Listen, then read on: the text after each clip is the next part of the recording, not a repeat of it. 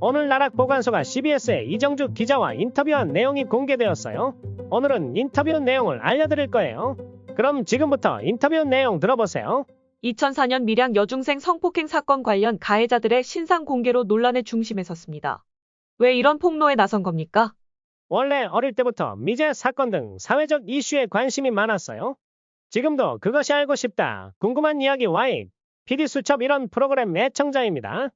이춘재 사건, 화성 연쇄살인 사건 등 어릴 때부터 그런 걸 추적하는 걸 되게 좋아했었거든요. 올해 3월에 유튜브 채널 만들고 나서 밀양 사건을 다루기 전에 사실거제 전 여친 폭행 사망 사건을 다뤘어요. 전 남자친구에게 폭행을 당해 숨진 피해 여성에 대해 올렸고 이후 구독자들의 반응이 뜨거웠어요. 밀양 사건도 관심 있게 지켜보며 자료를 모아놓고 있었는데 제보가 들어와서 시작했어요. 밀양 사건을 다루기로 결심한 계기가 뭔가요? 저도 원래 밀양 사건에 관심이 많아 조사를 하긴 했는데 가해자들의 정확한 이름을 모르는 상태였어요. 그런데 가해자 중에 박모 씨, 이 사람에 대한 더 정확한 제보를 받은 거죠. 이 최초 제보를 계기로 이 사건에 대한 폭로 콘텐츠를 계속 이어갔습니다. 유튜브 채널 영상을 올리기 전에 저도 나름 검증을 한다고 했는데 중간에 실수가 있었어요. 그래서 최초 제보 메일을 주신 분께 다시 답장을 보내 죄송하다는 말씀을 드렸습니다. 그 이후 제보자께서는 저에게 남은 감정은 없고 잘 됐으면 좋겠다는 식으로 말씀해 주시면서 마무리됐어요. 가해자들 신상 공개 과정에서 사건과 관련이 없는 사람을 오인하는 바람에 또 다른 피해자가 발생했습니다.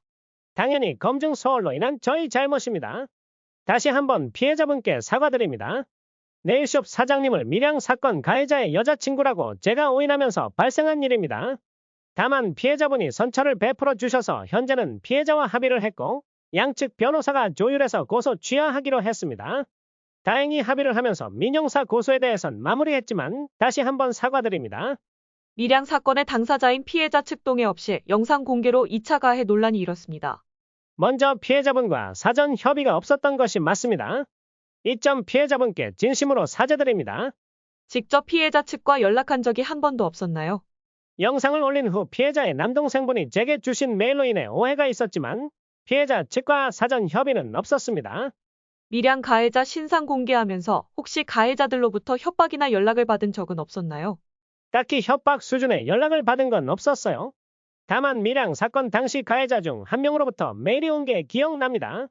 제가 가해자 신상 공개 영상에 그 사람 사진을 하나 올렸는데 메일에서 인간적으로 사진이 너무 이상하다고 지적을 하더라고요. 저도 어이가 없었는데 한마디로 이왕이면 잘 나온 사진으로 써달라는 메시지로 들리잖아요. 진짜 어처구니 없었죠. 가해자들의 신상 공개 등 대중의 분노를 지렛대로 결국 수익을 얻기 위해 과거 사건들을 이용하는 것 아니냐는 비판도 있어요. 솔직히 그걸 부정할 순 없을 것 같아요. 저 같은 경우엔 이런 미제 사건들이나 수사가 지지부진했던 사건들을 좋아했던 사람으로서 공부의 목적도 있었어요.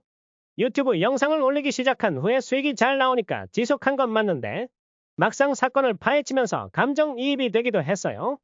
제 유튜브 컨셉을 중졸 사이버 레카로 잡고 약간 의도적인 이미지를 추구했는데 몇몇 사건에서 피해자분들과 연락이 닿으면서 뭔가 불사지르는 듯한 정의감 같은 게 생기기도 했습니다. 거창하게 뭔가 정의 실현을 한다기보다는 진짜 가해자들이 피해자분들께 한 번이라도 진심 어린 사과를 하는 모습을 보고 싶다는 게 처음 제 생각이었어요. 서로 피해자의 동의를 얻더라도 법치국가에서 사적 제재는 허용되지 않습니다. 사적 제재를 표방하며 수익을 추구하는 사이버 레카 행위에 대해 어떻게 보십니까? 저라고 해서 크게 다를 건 없었지만 그럼에도 현재 사이버 레카들을 보면 제가 처음 시작했던 그런 취지에서 많이 엇나가고 있는 것 같아서 많이 아쉽습니다. 앞서 제가 공개했던 거제 전 여친 폭행 사망 사건의 경우엔 피해자 유족 측이 감사하다며 연락이 오긴 했지만 사적 제재 문제는 남는다고 봅니다. 결국 공적 제재, 흉악범에 대한 국가의 제대로 된 처벌이 이뤄지지 않으니 사적 제재를 지지하는 여론이 없어지지 않는 거죠. 저는 개인적으로 가해자들에 대한 합당한 형벌, 국가의 처벌이 강해지면 진짜 이런 활동 안 할 겁니다. 그리고 가해자들에 대한 합당한 처벌이 이뤄진다면 지금 난무하는 이런 사적 제재 유튜브 영상이 이렇게 인기를 끌까요? 저는 그럴 가능성은 낮다고 봐요.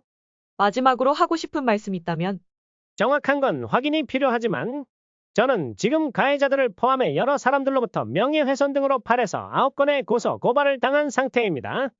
저는 먼저 자수를 하고 대가를 치를 생각이지만 제 개인적 문제와 별개로 이번 신상 공개 영상을 만들면서 가장 크게 느낀 점이 있다면 이 가해자들은 정말 나쁜 사람들이란 겁니다. 그래서 피해자분들 말씀처럼 이번 사건이 반짝 이슈로 끝나지 않았으면 좋겠어요. 가해자들 중 저에게 명예훼손으로 고소한 분들은 경찰에 가서 나락보관소를 명예훼손으로 고소하려고 합니다라고 할 때 경찰이 사유를 물으면 제가 그 사건의 성폭력 가해자인데요라고 답할 거 아닙니까? 웃기지도 않은 상황이죠. 지금은 신고를 당해서 유튜브 계정 수익금도 다 묶였어요. 나중에 유튜브 채널을 또 운영하게 되면 어떻게 방향성을 잃지 않고 합리적으로 할 수 있을지 고민 중입니다.